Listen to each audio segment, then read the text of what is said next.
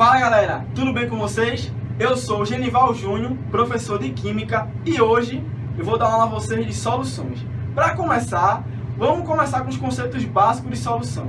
Primeiro, uma solução é sinônimo de mistura homogênea. O que é uma mistura homogênea? Aquela que só apresenta uma única fase. Bom, além de solução, nós temos dispersões coloidais, que são aqueles sistemas que vão possuir partículas com tamanho entre 1 nanômetro e 100. E nós vamos ter também as dispersões grosseiras, onde as partículas vão ter tamanhos acima de 100 nanômetros. Então, soluções, elas podem ser líquidas, sólidas e gasosas. Como solução sólida, nós temos como exemplo o latão, aquilo que se fabrica em instrumentos de música, como saxofone, flautas. Como solução líquida, nós temos, por exemplo, a água do mar. E como solução gasosa, o ar que nós respiramos. E dos componentes da solução. Uma solução ela vai conter um soluto e um solvente. O que é o solvente? Aquilo que vai dissolver o soluto. E o soluto vai ser o componente que vai ser dissolvido no solvente, certo? Então, primeira coisa, gente, nem sempre o solvente vai ser a água. Por quê? Muitos alunos acreditam que toda solução, a água vai ser o solvente. É verdade que a água é um solvente universal? Sim, mas em nem toda solução o solvente vai ser a água, certo? Então, existem substâncias muito solúveis, substâncias pouco solúveis e substâncias insolúveis. Então, a quantidade de partículas que a gente consegue dissolver em determinado solvente é chamado de coeficiente de solubilidade. Se liga na figura agora que nossos diretores vão colocar aí com efeito especial. Bom, aqui nós temos nossa figura e temos um gráfico de quantidade de soluto por temperatura, certo? Nós temos 5 sais aqui: nitrato de sódio, nitrato de potássio, cloreto de potássio, cloreto de sódio e sulfato de césio. E aqui nós temos as curvas de solubilidade de cada sal. Essa curva aqui é a representação gráfica de quantidade de soluto versus temperatura. Então, as curvas que têm o formato dado nitrato de sódio, nitrato de potássio, cloreto de potássio, por exemplo, indica que quanto maior a temperatura, mais partículas de soluto eu consigo dissolver. Ou seja, quanto mais calor o sistema absorve, maior é a quantidade de soluto que eu consigo dissolver. Então, essas transformações vão ser transformações endotérmicas. Eu preciso absorver calor para aumentar a quantidade de partículas que eu consigo dissolver. Já o sulfato de césio, ele vai ter uma transformação exotérmica. Por quê? Porque quanto mais calor ele absorve aqui, pode ver, minha temperatura aumenta aqui no gráfico e minha curva vai diminuindo. Ou seja, a quantidade de partículas que eu vou dissolver de sulfato de césio é menor com o aumento da temperatura. Bom, então agora vamos analisar o sistema. Um sistema pode ser saturado, insaturado ou supersaturado. Alguns autores preferem chamar de saturado com corpo de chão.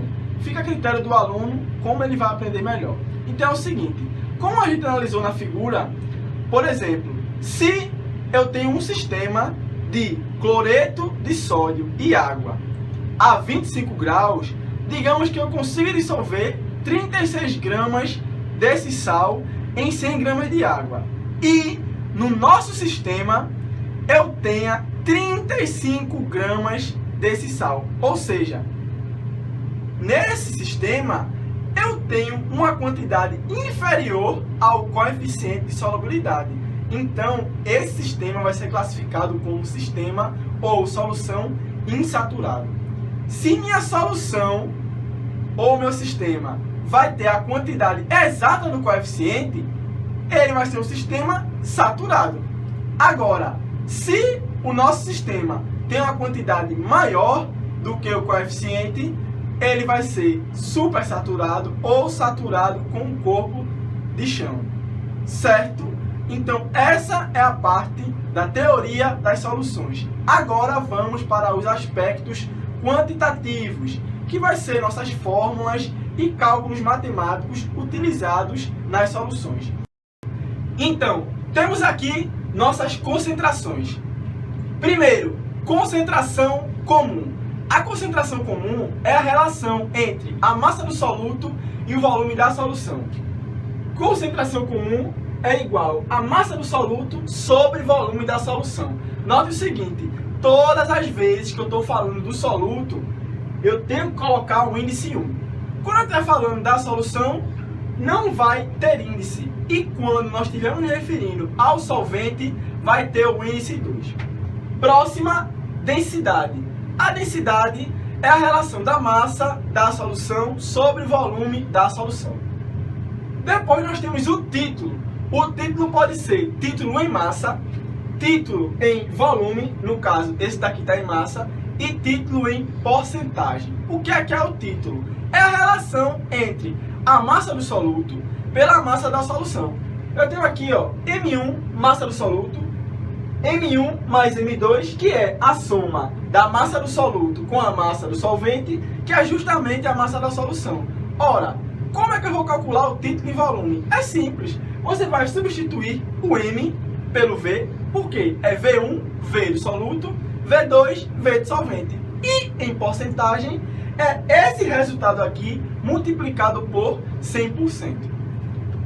Aqui nós temos a concentração molar, ou em mol por litro, chamada também de molaridade. O que seria a molaridade? É a relação do número de mol do soluto sobre o volume da solução. Em alguns casos, você não vai conseguir um número de mol, porque a questão não vai lhe dar. Então você vai precisar manipular essa fórmula. Você vai substituir o número de mol por massa em gramas sobre massa molar e vai multiplicar a massa molar pelo volume e deixar a massa aqui da forma que está pela molaridade. Então agora, passada as fórmulas, vamos para um exemplo para nós praticarmos, que vai aparecer agora. Estamos aqui com a questão. Uma questão simples de concentração molar, que vai ser muito fácil de resolver. Então temos aqui, ó, dissolvendo-se 1,47 gramas de cloreto de cálcio desidratado em água até completar 200 ml, obtém-se uma solução aquosa cuja concentração em mol por litro é. Então, primeiro passo, anotem os dados. Os dados são as informações que a questão está nos dando. Então eu venho aqui, ó, dados. Vocês podem fazer na folha, no cantinho da folha, no caderno de vocês. E eu vou começar a escrever aqui nos dados o que a questão está me dando como informação. Primeiro dado é a massa do soluto, dissolvendo-se 1,47 gramas de cloreto de cálcio. Então eu venho aqui, como é soluto, eu vou colocar o índice 1 e vou escrever 1,47 gramas. A próxima informação é o volume. O volume é de 200 ml. Então eu vou lá e escrevo 200 ml. E o nosso próximo dado é a massa molar do soluto, que é 147 gramas por mol. E o que é que a questão está pedindo? A questão está pedindo a concentração em mol por litro, que é a molaridade. Então, agora que você tem os dados, qual é o primeiro passo? Tentar descobrir qual fórmula ou qual método você vai utilizar para achar a solução. Então, como é a concentração molar, nós temos dois métodos. Esse daqui, que utiliza número de mol e volume, e esse daqui, que utiliza massa em gramas, massa molar e volume. E eu tenho certeza que se você prestou atenção no vídeo até agora, você sabe que ele não deu o número de mol aqui e a gente vai usar o segundo passo, ok? Mas qual o segredo dessa questão? É o seguinte, o volume está em ml e a concentração é em mol por litro. Então, antes de colocar na fórmula, você vai transformar esse volume de ml para litro. Se você não sabe como fazer, eu vou explicar agora. Você vai fazer uma regra de 3 simples. Você vai relacionar 1 litro corresponde a 1000 ml. 200 ml vai corresponder a X. Então, nós fazemos uma regra de 3 básica e nós vamos encontrar 0,2 litros. O que é que sobra agora? Substituir e achar o valor da molaridade. Então, a molaridade é a massa em gramas, 1,47, sobre a massa molar, que é 147, vezes 0,2.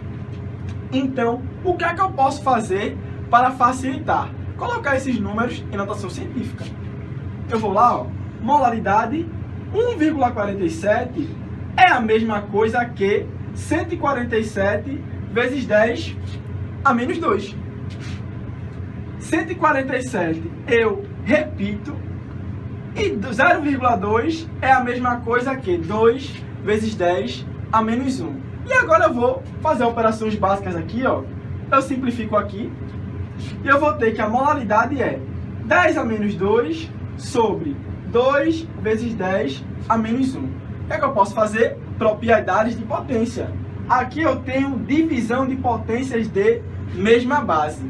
Repete a base e subtrai o expoente. Então eu tenho aqui, ó, que, lembrando que aqui na frente eu tenho 1, tá? Eu poderia fazer direto, mas como muitos de vocês vão ver a resposta final, vão ficar se perguntando, eu vou colocar aquele 1 ali só para vocês não se confundirem. Então, o resultado da divisão de 1 sobre 2 é 0,5. E este resultado aqui, de 10 a menos 2 sobre 10 a menos 1, na nossa divisão, vai ser 10 a menos 1. Então, esse será o nosso resultado. Só que, quando você vai para as alternativas, você não encontra nada disso. Você não encontra 0,5 em lugar algum. Por quê? Porque está faltando completar a notação científica. Uma dica para vocês: um número em notação científica precisa ficar entre 1 e 10. Então, eu vou colocar aqui 5 em notação científica, 0,5, perdão, e vou encontrar 5 vezes 10 a menos 2 mol por litro. Esse é o resultado final e a resposta seria letra A. Essa foi nossa aula básica de soluções. Se você gostou, dá um like, se inscreve no canal e é só isso, galera. Até a próxima. Fui!